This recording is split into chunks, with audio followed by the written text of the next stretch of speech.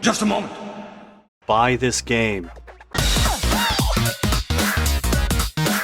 I guess I should do an actual review, huh? Bomb Rush Cyberfunk is from the Dutch developer Team Reptile Studios, makers of Megabyte Punch, Lethal League, and Lethal League Blaze, all of which have received good reviews. Rather than waiting for SEGA to stop teasing Jet Set Radio fans by plugging its characters into random games and selling overpriced merchandise in its official store, Team Reptile went to work on a game with clear inspiration from JSR and its future follow-up. However, calling Bomb Rush Cyberfunk a JSR clone would be a bit misleading. Its similarities lie in its art style, the general focus on graffiti and turf wars, the ability to perform tricks, certain characters being fairly obvious stand-ins for JSR characters, and having an awesome soundtrack, with one particular contributing artist serving as a direct link to the Jet Set Radio series, the funky uncle himself, Hideki Naganuma. So what's different about Bomb Rush Cyberfunk? For one thing, the controls. They are much more forgiving here. The addition of boosting and an effective double jump which allows for quick, sharp changes of direction make flying longer distances and navigating lines much easier, which also allows for some more creative map design and hidden item placement. Jet Set Radio and Future had ways to perform tricks and earn points, which were primarily for achieving higher grades for stages and eventually unlocking extra characters with the coveted Jet ranks. Bomb Rush Cyberfunk ties scores to game progression directly, as it has several trick-related tasks and even straight-up high-score battles against some crews.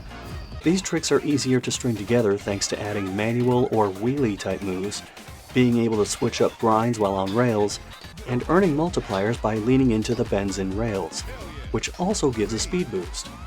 There is also a separate score tied to acts like going over another crew's tags and winning challenges against their members, called Rep, which makes it much clearer how close the player is to proceeding to the next portion of the game. And on top of that, there's a heat meter to show how fiercely the cops will pursue the player through a district. The graffiti system is also quite different.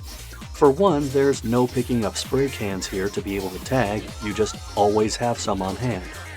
Yes, there are different sized tags requiring different amounts of inputs, but instead of performing the same specific control stick motions and risking being interrupted by the cops or opposing crews, here it's possible to toss out multiple tags with different inputs depending on how many are unlocked at the time, and time slows down while you're doing this.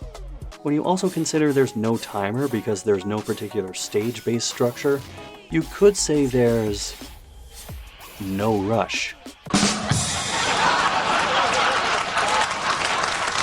The phone system serves many functions, including taking messages from other characters, pulling up a map to see where the next event flag is, looking up the inputs for various tags, playing certain music tracks, and taking photos or selfies. As someone who still skateboards now and then, yes, I am guilty of using my phone while rolling down the street. What I like about this is it's controlled by the D-pad and the game doesn't stop, meaning I could pretty easily keep moving around in-game while not having to pause to perform most important and unimportant functions. And then there's the story, which, while it follows the same help your crew take over the city plotline, also has a lot more murder.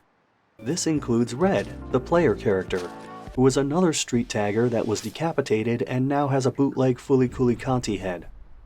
And so the Bomb Rush crew tries to figure out why this happened, where the original head is, and what's going on with other crews.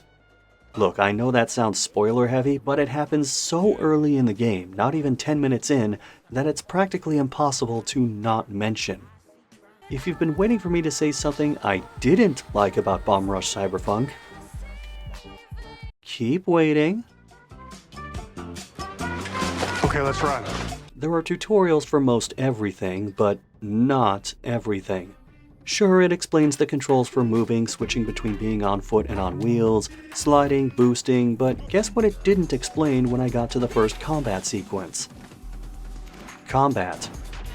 It only took a couple seconds for me to realize boosting and doing tricks into enemies counted as attacks, and I tagged larger machines later just because I remembered doing that in JSR, but it's weird that those things were left to me to figure out.